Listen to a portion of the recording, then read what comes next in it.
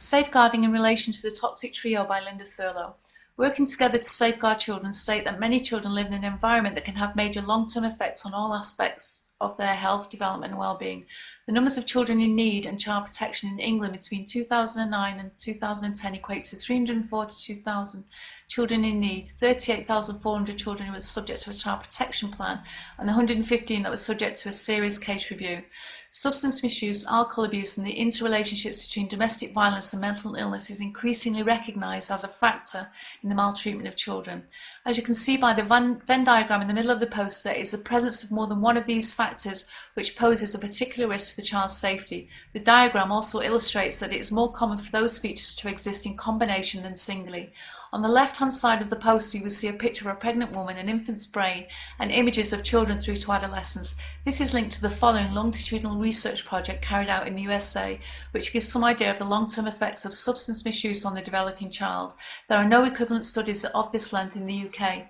Anne Steisgood and her colleagues Bear Sampson, Barr and Connor followed a group of 500 women who drank moderate to heavy amounts of alcohol while pregnant and their children, and found that consumption in pregnancy was associated with sluggishness and weaker sucking in infancy, lower scores on measures of intelligence at 8 months, 4 years and 7 years, and problems with attention and vigilance at 4, 7, 11 and 14.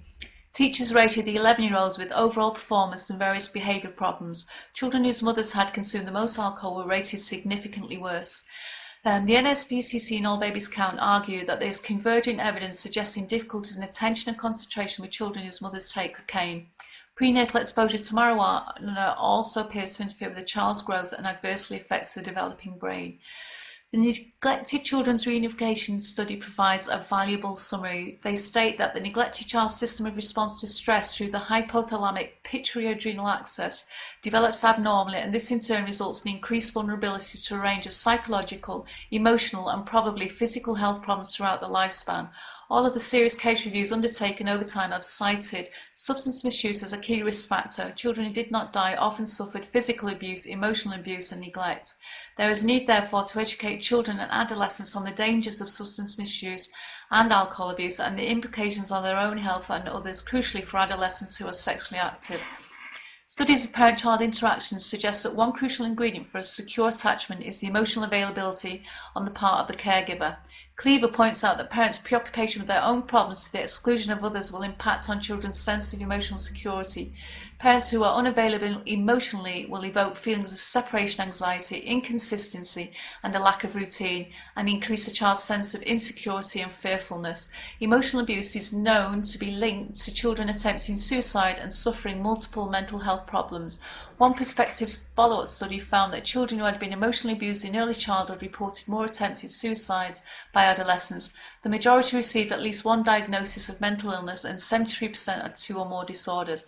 The Every Child Matters agenda involving multi-agency teams is in recognition of how important it is to share information and knowledge in order to assist in assessing and managing risk and need. The text boxes on the left of the poster are there to represent the teams. These are some of the processes that are thought to play a part in promoting resilience, including managed exposure to risk or early recognition of the problem. Risk-focused methods aim to reduce or prevent risks such as premature births or teenage pregnancy. When the avoidance of risk is not possible or risk is not amenable to change, other agencies or approaches may be needed. Cleaver et al. Found that the agencies responding to issues that can affect parenting capacity using research from child protection cases reveal that parental problems themselves could influence the process of inquiries under Section 47 of the Children Act 1989. A number of key factors were identified. Cleaver and Freeman noted that in the early stages of a child protection inquiry, families were reluctant to admit to a history of problem drinking or drug use or mental illness because they assumed it would result in social workers taking punitive action. For similar reasons, families were eager to conceal domestic violence. Research cited in Cleaver states that hidden domestic violence may account for many mothers' seemingly uncooperative behaviour, and secondly, that confronting families with allegations of abuse could compound the mother's vulnerable position. He further states that child protection conferences were often ignorant of whether or not children lived in violent families, because in the face of allegations of mistreatment, couples often formed a defensive alliance against the outside agencies. Therefore, vigilance on the part of multidisciplinary teams is essential, with assessment as a dynamic rather than static tool. The Monroe Review of Child Protection had, on the themes and lessons to be learned from serious case reviews, had 5 messages from children. They are as follows. The child was not seen frequently enough by the professionals involved or was not asked about their views and feelings. Agencies did not listen to adults who tried to speak on behalf of the child and who had important information to contribute. Parents and carers prevented professionals from seeing and listening to the child. Practitioners focused too much on the needs of the parents, especially on vulnerable parents, and overlooked the implications for the child. And agencies did not interpret their findings well enough to protect the child. Monroe points out that from a child or young person's point of view, the earlier help is received, the better. Research on children's development emphasises the importance of the early years on their long-term outcomes, so preventative services to help parents are a key strategy. We must see the child behind the client. The NSPCC argue that all professionals working with pregnant women and their partners should be able to assess the risk of the unborn child and to consider appropriate interventions, including those which focus explicitly on improving the parent-infant relationship. They further state that once parental substance misuse has been identified, it is critical that treatment services for parents are available and that professionals know where to direct service users for help. The help, however, is needed not just in the early years but throughout childhood as problems development. The image on the right of the poster represents the need for assessment as an ongoing process within an ecological framework. Bronfenbrenner, who during the 80s is one of the key figures in this area of study and emphasises that each child grows up in a complex social environment, a social ecology with a distinct cast of characters. This cast is itself embedded within a larger social system. Components of this complex system interact with one another to affect the development of an individual child. The system will facilitate a process-focused approach to the promotion of resilience to protect, activate or restore adaptation systems to support positive development. The framework for the assessment of children in need and their families provides us with such an approach. However, it's not without its limitations. Monroe, for example, recognises the underpinning principles as part of the process as excellent in theory. However, she argues that they have become linked with specific theories, recording forms and processes, which in turn have become the subject of performance targets, so in combination they are driving practice in dysfunctional ways.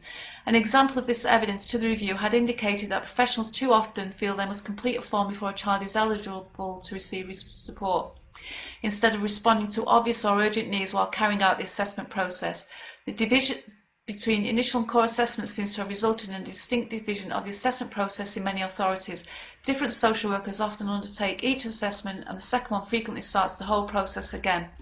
Monroe states that designated and named leads working in early years education and health have an important role to play in responding to the challenges involved in assessing whether children's presenting needs mean they are suffering or likely to suffer significant harm. Working together is clear about the significance of the roles that these named individuals have in recognising and responding to the indicators of a possible abuse and neglect in a child or young person at an early stage.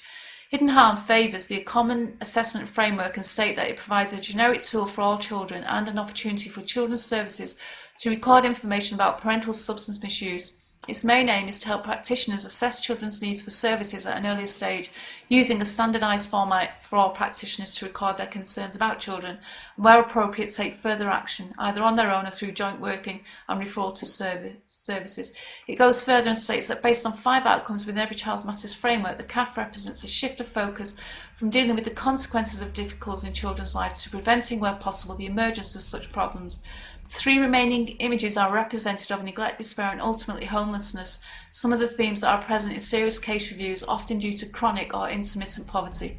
The research projects that I have used for this assignment are emphatic about the dangers of alcohol and drug use to the fetus, the infant and the developing child and the adolescents. Therefore, it is crucial in our role as social workers when working with vulnerable children and the associated issues their parents have that we aim to achieve an integrated approach, based if not on the Common Assessment Framework, then a similar assessment tool by professionals on the ground in line with the Children's Act 2004 and the formation of the LSCB.